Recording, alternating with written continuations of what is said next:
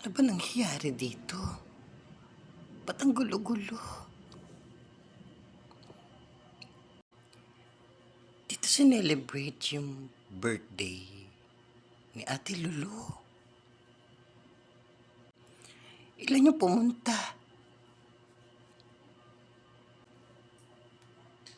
Tatlo lang. Kami-kami nga lang yun eh. O, kumusta ka na, Junjun? Nasira yung plano ko. Di ba hindi mo naman birthday ngayon? Sa October ka pa eh. Walang ganon, walang October.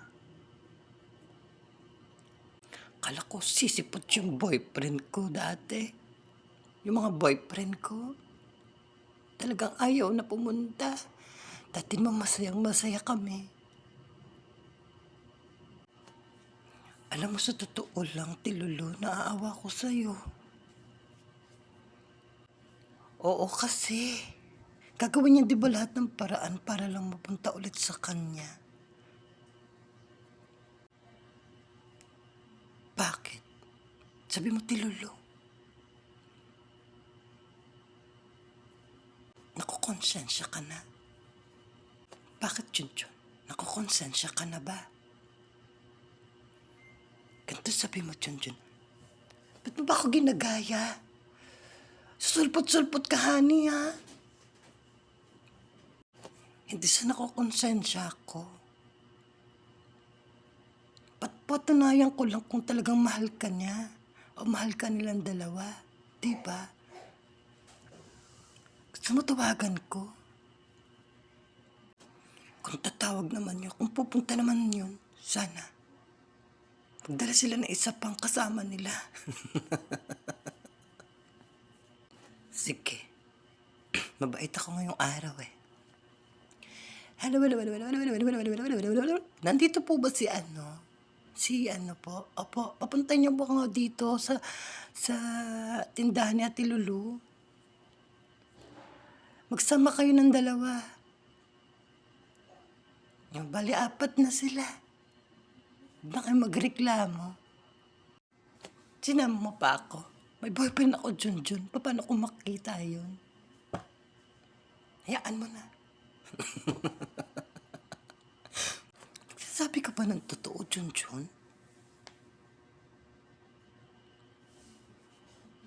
Ito lang masasabi ko sa inyo, ha, Junjun. Pag ako niloko mo, tandaan mo yan. Sigurista ka rin, no?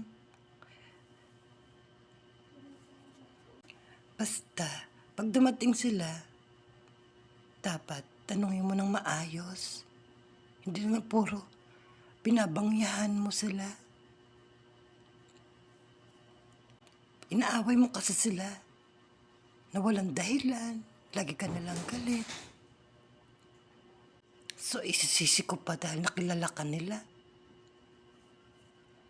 Yan, siksik mo sa utak mo. Ganyan si Junjun. Kabait. Hindi mo kasi siya naiintindihan. Ikaw ba yan, Junjun? Nagising ka na ba sa katotohanan? Na maging mapagbigay? Sa totoo lang, hindi ako madamot. Siya nag-aalinlangan. Ito, ayaw ko sa inyong 3. Puro na lang. Sabihin niyo na naman. Basher ko na naman kayo. Tandaan mo yan, Junjun. Pilay-pilay na kami. Iniwan mo kami doon. Nagulpi kami ng mga boyfriend mo. 3 na lang kami natira. Hinabol pa kami 3. Diyan ang ginawa mo sa boyfriend ko. Gusto ko sabihin sa inyo. Minaltrato sila ng mga boyfriend ko. Napila yung isa, nawala ng leeg yung isa. Buti nga naibalik eh. Ito na lang yung baby ko. 3 yung natira. Nasaan na yung isa? Bali yung leeg. Bakit nabali, John John?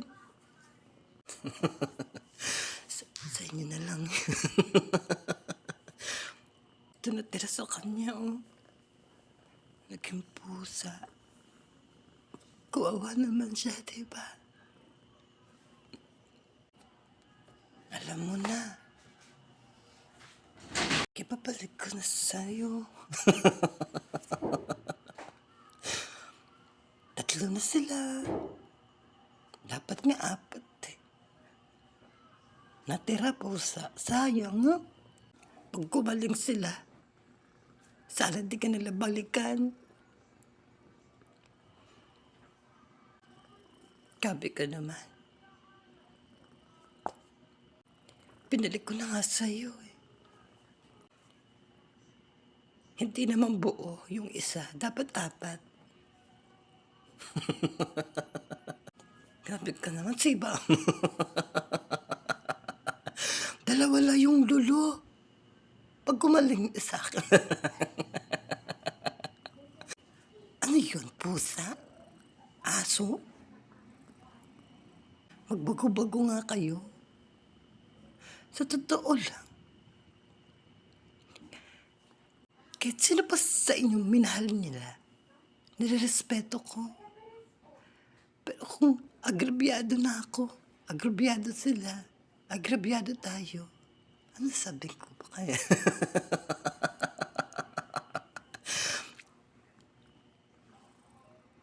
Paano yun?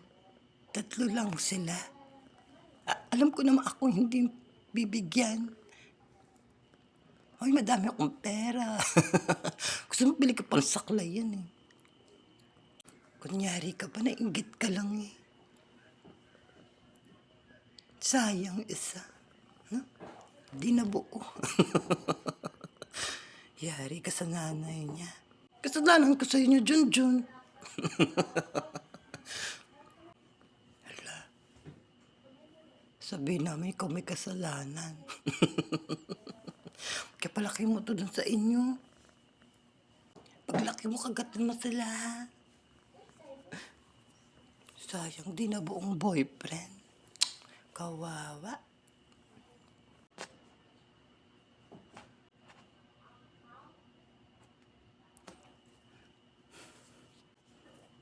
O ano na?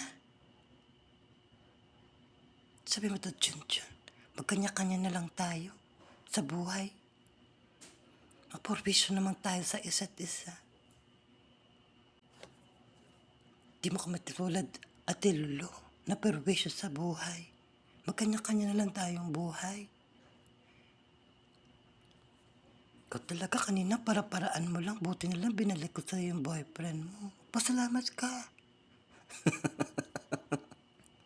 Bilisan niyo, umuwi na kayo dun sa bahay. Pagpagaling kayo dun. Maraming salamat, Junjun. Ate Lulu, ano ulam?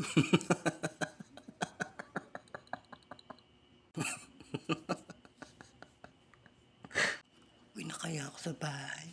Ma! Ma! Hintayin mo ko! Ano ulam? Makulam ko pa itong mga to nakanas. Ingkit ka lang kasi, honey.